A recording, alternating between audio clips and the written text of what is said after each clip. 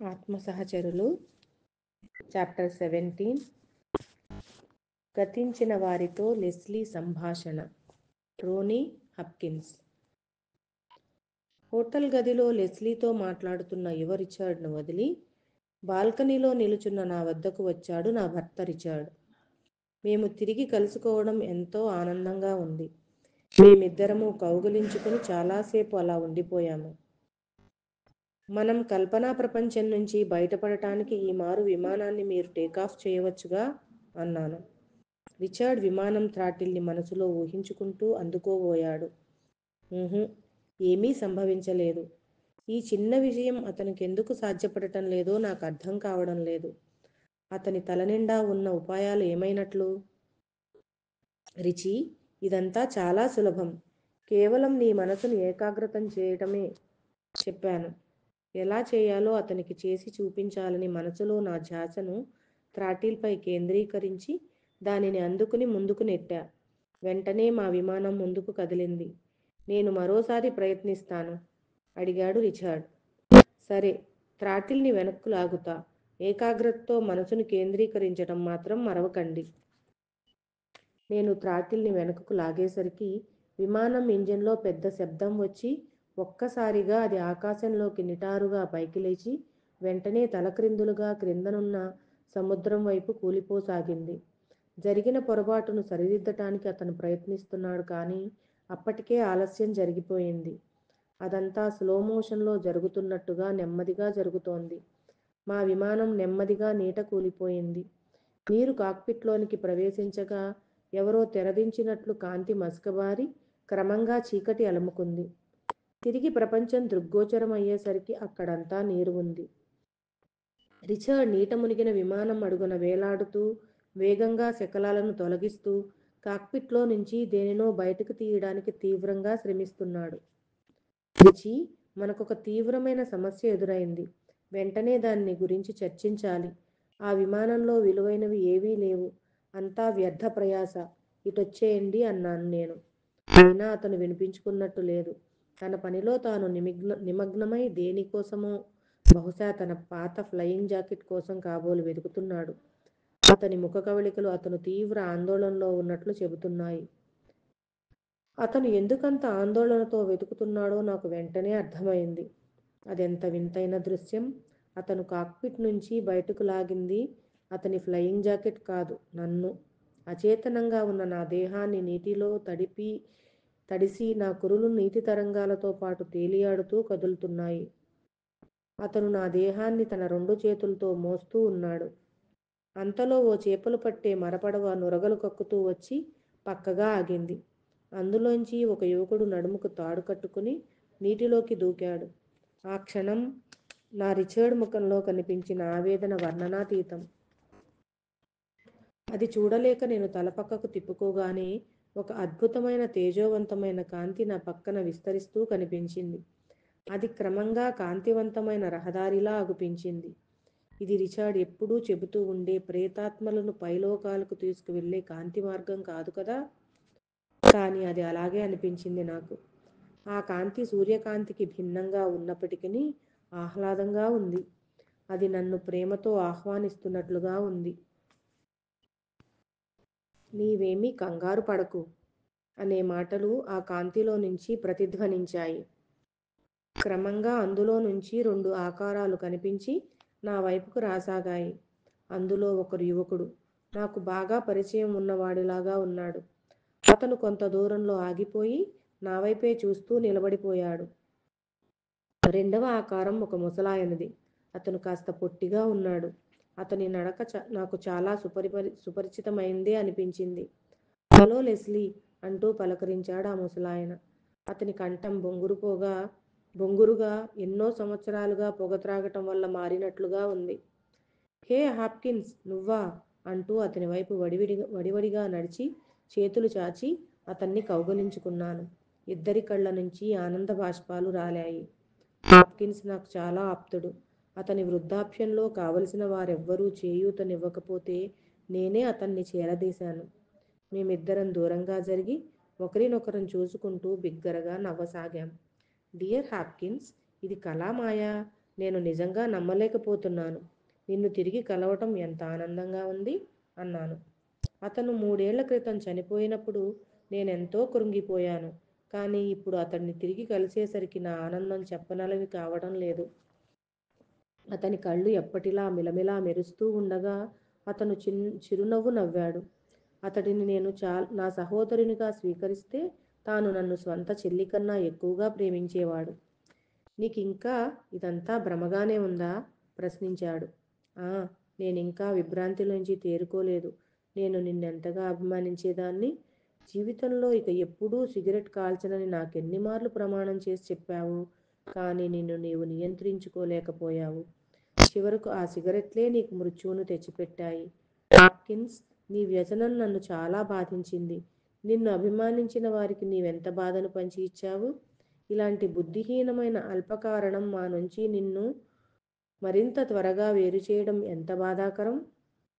అతను తప్పు చేసినట్లుగా తలవంచుకొని గుబురుగా పెరిగిన కనుబొమ్మలు పైకెత్తి నా వైపు చూస్తూ, నన్ను క్షమించండి అనే నా అభ్యర్థన జరిగిపోయిన కాలాన్ని ఏ విధంగానైనా మారుస్తుందా అన్నాడు.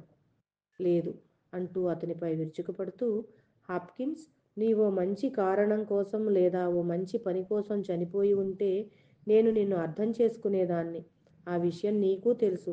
మానవ హక్కుల కోసమో, ప్రకృతి పరిరక్షణ కోసమో, లేదా ఒక అబలను కాపాడటం కోసమో ప్రాణత్యాగం చేసి ఉంటే నేనెంతో గర్వించేదాన్ని. కానీ నీవేం చేశావు?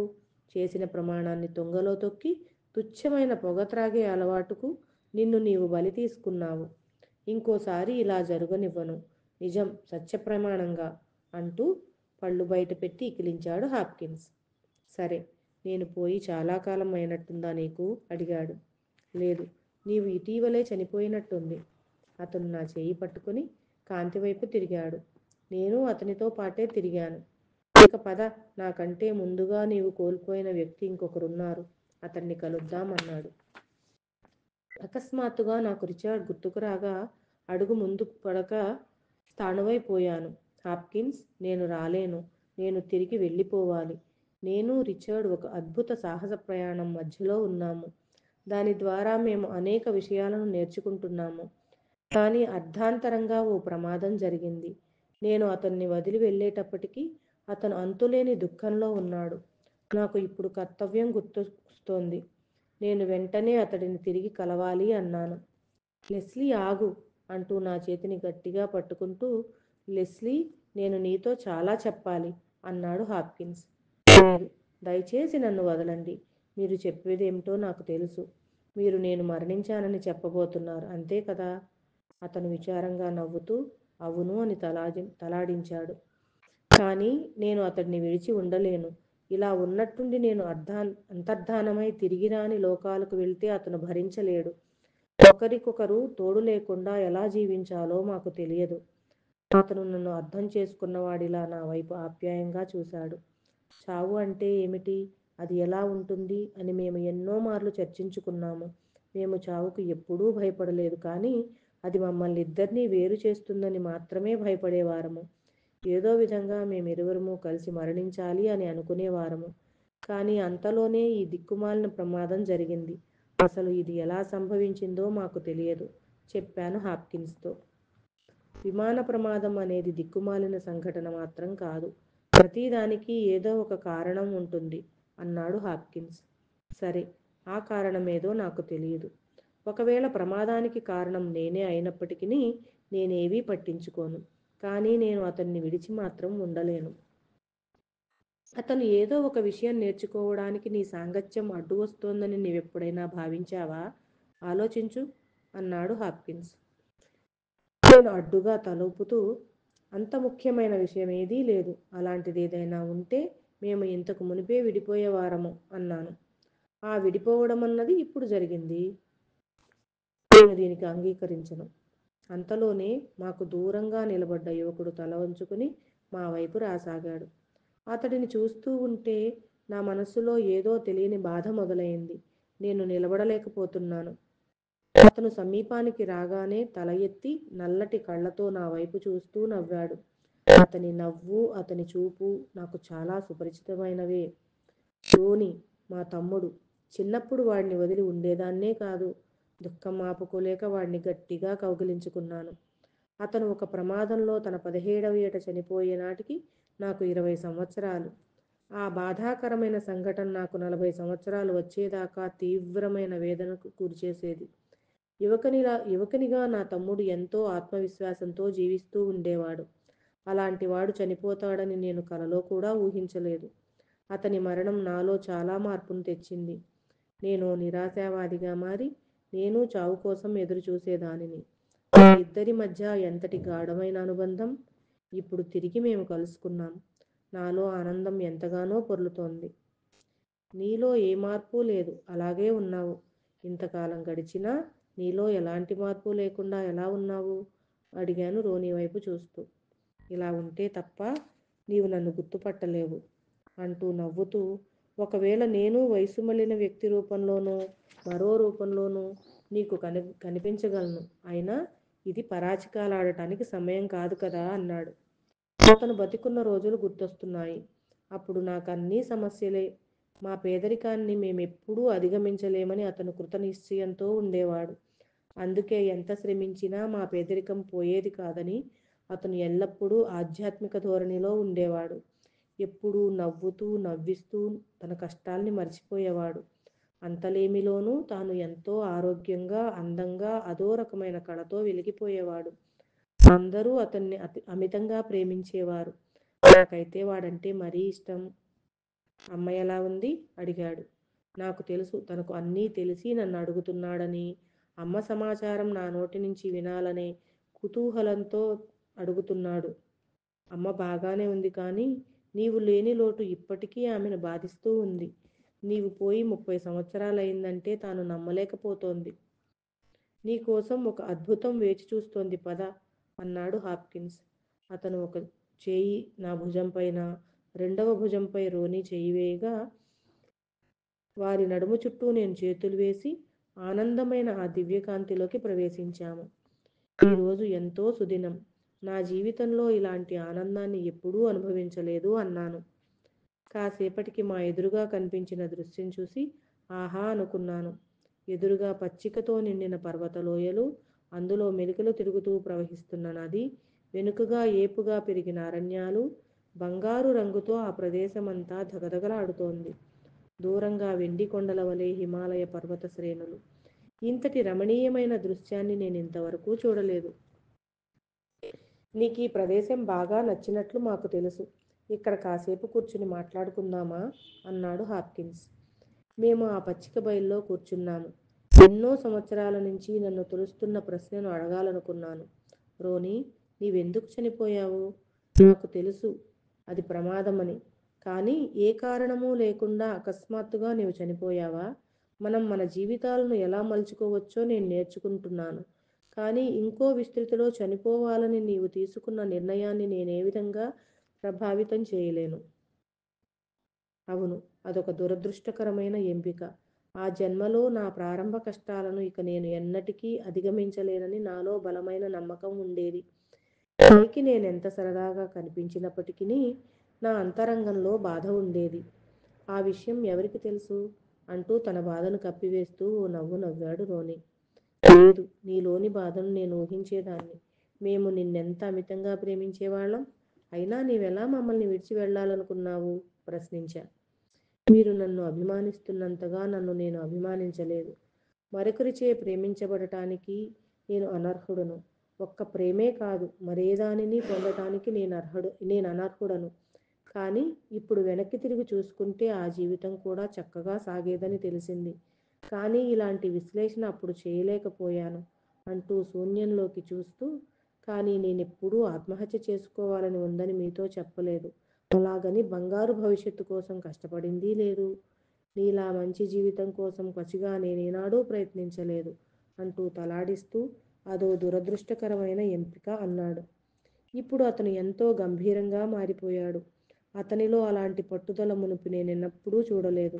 అతని మాటలు, ఇచ్చిన వివరణ దశాబ్దాలుగా నాలో గూడు కట్టుకున్న బాధను, సందేహాలను పటాపంచలు చేసినవి. అతను బిడియపడుతూ నా వైపు చూసి నవ్వుతూ, నేనెప్పటినుంచో నీపై ఓ కన్నేసి ఉంచా. ఇక నీవు మాతో పాటుగా ఇక్కడే ఉంటావనుకుంటాను. ఇక్కడ నీ గత జీవితాన్ని చక్కగా విశ్లేషించుకుంటావనుకుంటా. ఇక్కడికి వస్తూనే నేను చేసింది అదే అనుకో. ఏదైతేనేమి, గత జీవితం నుంచి నేను చాలా నేర్చుకున్నాను. ఆ అనుభవాన్ని అవసరమైన సందర్భంలో వినియోగిస్తూ వస్తున్నాను అన్నాడు. నాపై కన్నేసి ఉంచావా? నా జీవితంలో ఏమి జరగబోతోంది అన్నీ నీకు తెలుసా? నీకు రిచర్డ్ తెలుసా? అతనికి నా భర్త గురించి తెలుసు అన్న విషయాన్ని తలుచుకుంటేనే మనసు పులకించిపోతోంది. అవును తెలుసు. నీవో గొప్ప అదృష్టవంతురాలివి. అతడిని నీవు పొందటం నాకు సంతోషాన్నిచ్చింది అన్నాడు. రిచర్డ్? అతడిని తలుచుకోగానే నాలో తిరిగి వేదన మొదలైంది. నేనెలా ఇక్కడ కూర్చుని వీరితో తాపీగా మాట్లాడగలుగుతున్నాను? నాలో లోపం ఏమిటి? రిచర్డ్ చెప్పేవాడు, మరణానంతరం చనిపోయిన వారు కొంతకాలం పాటు ఒక రకమైన సందిగ్ధతలో తికమక పడుతూ ఉంటారని అన్నాడు. ఈ స్థితి అదేనా? అతను నా గురించి ఆందోళన చెందుతున్నాడు. ఆ విషయం మీకు తెలుసు. ఇక నేను ఉండలేను. మీరిద్దరూ నాకెంతో ప్రియమైన వారు అయినప్పటికీ నేనిక్కడ ఉండలేను. నన్ను మీరు అర్థం చేసుకుంటారనుకుంటాను. అవునా? నేను తిరిగి రిచర్డ్ని కలవాలి. లెస్లీ, రిచర్డ్ నిన్ను చూడలేడు చెప్పాడు హాప్కిన్స్. ఎందుకు? కాదు, అతనిపై నాకు గౌరవాదరణలు లేవని అనుకోవడానికి ఏ కారణాలున్నాయి? అంటే ఇప్పుడు నేను నా ఆత్మకు ప్రేతాత్మననా? లేదా మీరన్నట్లు నిజంగా నేను చనిపోయానా? ఇది దేహాంతకాల అనుభవం కాదా? నేను తిరిగి నా భౌతిక దేహంలోనికి ప్రవేశించలేనా? అలాంటి అవకాశమే లేదా? లేదు, ముక్తకంఠంతో అన్నారు వారిరువురు. నేను ఆశ్చర్యంతో ఆగిపోయాను. కానీ రోనీ నాతోనే ఉంటానన్నాడే. నాపై ఓ కన్నేసి ఉంచాను అని కూడా అన్నాడే. భూమిపై ఉన్న నాతో అతనికి ఇది ఎలా సాధ్యపడింది? అతను నీ దగ్గరే ఉన్నప్పటికీ అతను నువ్వు చూడలేదు కదా? అతను అక్కడ ఉన్నట్లు అసలు నీకు తెలియదు. కొన్ని మార్లు కలలలో అనుమానం వ్యక్తం చేశాను. అవును, కలలో చూసి ఉండవచ్చు కానీ చెబుతున్నాడు హాప్కిన్స్. నాకు అంతలో ఏదో అర్థమైనట్లు తోచింది. మంచిది. ఇలాంటి సాంగత్యాన్న నీవు రిచర్డ్తో కోరుకుంటున్నది? హాప్కిన్స్ ప్రశ్నిస్తున్నాడు. రిచర్డ్ నిన్ను నిద్రలో చూడగలడు. నిద్రలేవగానే అతను నిన్ను మర్చిపోతాడనుకుంటున్నావా? అతను ఇక్కడికి వస్తే అతన్ని కలవటానికి సిద్ధపడకుండా ఇక్కడ నీవేమి నేర్చుకున్నావో అతనికి నేర్పించక అతని చుట్టూ అతనికి కనిపించకుండా అదృశ్యంగా తిరగాలనుకుంటున్నావా? దానివల్ల ఏం ప్రయోజనం? హాప్కిన్స్, మనం ఇక్కడ దేహాంత సమయ అనుభవాల గురించి, మరణానంతర అనుభవాల గురించి, అలాగే జన్మ పరంపరలలో మన ఉమ్మడి కర్తవ్యాల గురించి మాట్లాడుకున్నాము. కానీ రిచర్డ్కు తెలిసినంత వరకు నేను విమాన ప్రమాదంలో మరణించానని, దానితో నా కథ ముగిసిందని అనుకుంటున్నాడు. నా పాత మిత్రుడు నా వైపు అదో రకంగా చూశాడు. అతను ఎందుకు నన్ను అర్థం చేసుకోవడం లేదు? మేము కలిసి జీవించడానికే పుట్టాము. మా జీవితానికి అర్థం ప్రేమను పంచి ఇవ్వడం. నేను దానిని ఇంకా పూర్తి చేయలేదు. నేను అతడి నుంచి అర్థాంతరంగా విడిపోవడం అనేది ఓ మంచి పుస్తకాన్ని మధ్యలో రాయడం ఆపివేయడం లాంటిది. ఇలాంటి పరమార్థాన్ని సాధించని అలాంటి పుస్తకాల్ని ప్రచురించాలా? నేను దీనిని అంగీకరించను. మేము ఎవరము? మేము అనుభవపూర్వకంగా తెలుసుకున్నదేమిటి? ఆ అనుభవాన్ని మా జీవితంలో ఎదురైన సమస్యలను పరిష్కరించటానికి మేమెంత సృజనాత్మకతతో దానిని వినియోగించుకుంటున్నామో మొదలైనవి ఆసక్తితో తెలుసుకోగోరే పాఠకులకు పుస్తకం మధ్యాంతరంగా ఆగిపోయి ఆ తరువాత వారి విమానం ప్రమాదానికి గురై ఆమె మరణించగా వారు ప్రారంభించిన సాహసయాత్రను వారు పూర్తి చేయలేకపోయారు అని పుస్తక సంపాదకుని వ్యాఖ్యలు పాఠకునికి ఎంత నిరాశకు గురిచేస్తాయి? ఎంతోమంది జీవితాలు ఇలా అర్ధాంతరంగా ఆగిపోయాయి. అందుకు ఉదాహరణ నా జీవితమే అన్నాడు హాప్కిన్స్. నీవు చెప్పింది నీ వరకు నిజమే కాబట్టి అలాంటి జీవితాన్ని గడిపినందుకు ఎలా అనిపిస్తుందో నీకు బాగా తెలుసు. మేము మాత్రం మా కథను మధ్యాంతరంగా ఆపలేము అన్నాను చికాకుతో. రోనీ నా వైపు ఆప్యాయంగా చూస్తూ, అంటే విమాన ప్రమాదంలో చనిపోయిన లెస్లీ తిరిగి వచ్చి తన భర్తతో హాయిగా కాపురం చేసిందని నీ కథలో వ్రాయాలనుకుంటున్నావా అన్నాడు. అలా వ్రాస్తే ఈ పుస్తకంలో అదే అత్యంత చెత్తవాక్యం అవుతుంది. అంటూ అందరం నవ్వాము. అలా కాదు. నా అభిప్రాయం ఏమిటంటే, మేము దీన్ని ఎలా సాధించాము, ఏ సూత్రాలను మేము అనుసరించాము, తద్వారా మరెవరైనా దీన్ని సాధించగలరు కదా అని నా ఆశ. ఇది నాకు హాస్యంగా అనిపిస్తోంది. కానీ అంతలోనే ఇది కూడా మరొక పరీక్షనేమో అని అనిపించింది. బహుశా కల్పనా ప్రపంచంలో మాకెదురైన మరొక సవాలు ఏమో! హాప్కిన్స్ మొదట పిచ్చి విషయాలుగా కనిపించే అనేక విషయాల గురించి రిచర్డ్కు సరియైన అవగాహనే ఉంది. అతని విశ్వసూత్ర నియమం గురించి మీకు తెలుసా? మనసులో గట్టిగా అనుకున్నవి నిజ జీవితంలో సంభవిస్తాయని. మరి మేము విమాన ప్రమాదంలో చిక్కుకుంటే విశ్వనియమాలు ఒక్కసారిగా మారిపోతాయా? మరి నేనిప్పుడు మనసులో గట్టిగా అనుకునేది జరగదా? ఇది ఎలా సాధ్యం? విశ్వనియమాలు మారిపోయాయా? విశ్వనియమాలు ఎన్నటికీ మారవు అన్నాడు హాప్కిన్స్. నేను అతని చేతిని గట్టిగా నొక్కుతూ, మీరు నన్ను ఆపాలనుకుంటున్నారని నేను భావిస్తున్నాను అన్నాను. ఈ ప్రపంచంలో లెస్లీ పారిష్ను అడ్డుకునే శక్తి ఎవ్వరికీ లేదు. ఎవరో నిన్ను ఇక్కడ నిరోధిస్తారని నీవెందుకు అనుకుంటున్నావు? మేము లేచి నిలబడి వీడ్కోలు చెప్పుకున్నాము. ఒకవేళ నీవు కాక రిచర్డ్ చనిపోయి ఉంటే అతడిని ఇక్కడికి రానిచ్చేదానివా? చనిపోయిన తరువాత కూడా అతను క్షేమంగానే ఉంటాడని నీవు నమ్మవా? లేదు. అప్పుడు నన్ను నేను తుపాకీతో కాల్చుకుంటాను అన్నాను. ఆత్మహత్య చేసుకుంటావా? అడిగాడు హాప్కిన్స్. అది అర్థంలేని చర్యని నాకు తెలుసు. కానీ అతడిని నేను తిరిగి చేరుకోకపోతే ఇంకేదానికి అర్థం లేదు. నేనతన్ని వదల్లేను. నేను అతన్ని ప్రేమిస్తున్నాను. మీరిరువురూ ఎలాంటివారో నాకు తెలుసు. నేను రోనీ వైపు తిరిగాను. నా ప్రియ సోదరుణ్ణి కౌగిలించుకుని చాలాసేపు ఉండిపోయాను. అతన్ని విడిచి వెళ్ళటం ఎంత కష్టంగా ఉంది. ధారగా కారుతున్న కన్నీటిని తుడుచుకుంటూ, మళ్ళీ మనమందరం కలుస్తాము, అవునా అన్నాను. నీకు తెలుసు కదా, ఈ మారు నీవు మరణించినప్పుడు నీ సోదరుడు, ఈ ముసలాయన నీ కోసం వేచి ఉంటారని మర్చిపోకు. మళ్ళీ కలుద్దాం అన్నాడు రోనీ. అంత బాధలోనూ నాకు నవ్వొచ్చింది. ఇలాంటి రోజు ఒకటి వస్తుందని నేనెప్పుడూ ఊహించలేదు. రిచర్డ్ భావించినట్లు మనం అనేక జన్మలెత్తడం నిజమేనని నాకు ఇప్పుడు అనిపిస్తోంది. ఈ కల్పనా ప్రపంచం నుంచి, ఈ మరణానుభవం నుంచి నేనెంతో నేర్చుకున్నాను. ఏదో ఒక రోజున మేమిద్దరము కలిసే ఈ కాంతి మార్గంలోనికి ప్రవేశిస్తామని నాకు తెలుసు. చనిపోయిన తరువాత తిరిగి భౌతిక దేహంలోనికి ప్రవేశించడం అసంభవమేమీ కాదు. అదేమంత కష్టమైన పని కూడా కాదు. సూక్ష్మలోకాలకు, మన ప్రపంచానికి మధ్య ఉన్న అగోచరమగు అడ్డుగోడను దాటి రావటం ఏమంత కష్టం కాదు. పునరుజ్జీవనం అంటే లియోనారా చెప్పినట్లు కల్పనా ప్రపంచంలో కనిపించే చిక్కుముడిని పోగు తరువాత పోగును నెమ్మదిగా అంచెలంచెలుగా విడదీసినట్లు నన్ను నేను ఒక రూపంలోనికి కేంద్రీకరించుకోవడమే. ఈ రూపాంతర క్రమం నిజానికి మనం రోజూ చేస్తున్నదే. చివరకు నేను నా ప్రియ రిచర్డ్ను తాను వాస్తవమని భావిస్తున్న ఒకానొక ప్రత్యామ్నాయ ప్రపంచంలో తిరిగి కనుగొన్నాను. అతను నా సమాధిపై పడి దుఃఖిస్తున్నాడు. అతని ఆవేదన అతని చుట్టూ గట్టిగా గూడు కట్టింది. నేను పక్కనే ఉన్నప్పటికీ అతను నన్ను చూడలేదు, నా మాట వినలేదు. అతనిని ఆవరించి ఉన్న వేదన కుడ్యాన్ని బలంగా నెట్టుతూ రిచర్డ్ అని పిలిచా. కానీ ఎటువంటి ప్రతిస్పందన లేదు. రిచర్డ్, నేనిక్కడ ఉన్నాను, గట్టిగా అరిచా. అతను ఇంకా దుఃఖిస్తూనే ఉన్నాడు. రిచర్డ్, ఇప్పుడు నేను నీ పక్కనే ఉన్నాను, నిజం. నీవు నిద్రలో ఉన్నా మెలకువలో ఉన్నా అనుక్షణం నీతోనే ఇక ఉంటాను. మనం విడిపోయామన్నది కేవలం నీ విశ్వాసమే తప్ప నిజానికి మనం విడిపోలేదు. కొంతసేపటికి అతను నిస్తేజంగా లేచి నిలబడి భారంగా అడుగులు వేసుకుంటూ తనను ఆవరించిన వేదనా కుడ్యంతో పాటుగా తన ఇంటివైపు సాగాడు. ఇదివరకే వాస్తవమై ఉన్న ఉషోదయాన్ని చూడటానికి ప్రపంచం సిద్ధపడటాన్నే చీకటి అంటామని ఆ సాయం సంధ్య అతనితో ఎంతగా ఘోషించినా అతను వినిపించుకోలేదు. ఒక మనిషి సత్యాన్ని తెలుసుకోవడానికి ఇంకెంత గట్టిగా అరవాలి? ఇతను నా భర్త రిచర్డేనా?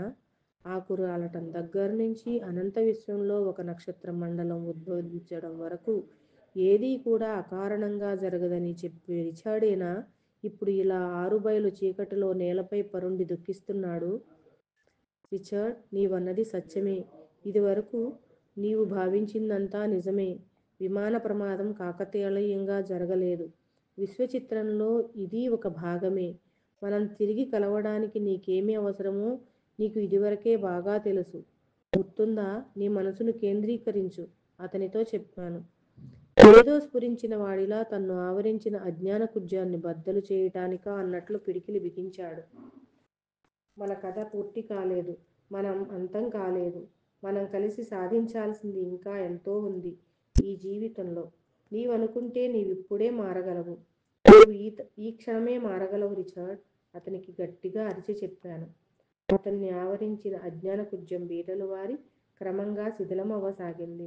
నేను నా కళ్ళు మూసుకుని నా సర్వశక్తులు కూడగట్టుకుని ఏకాగ్రతతో మనసును కేంద్రీకరించాను.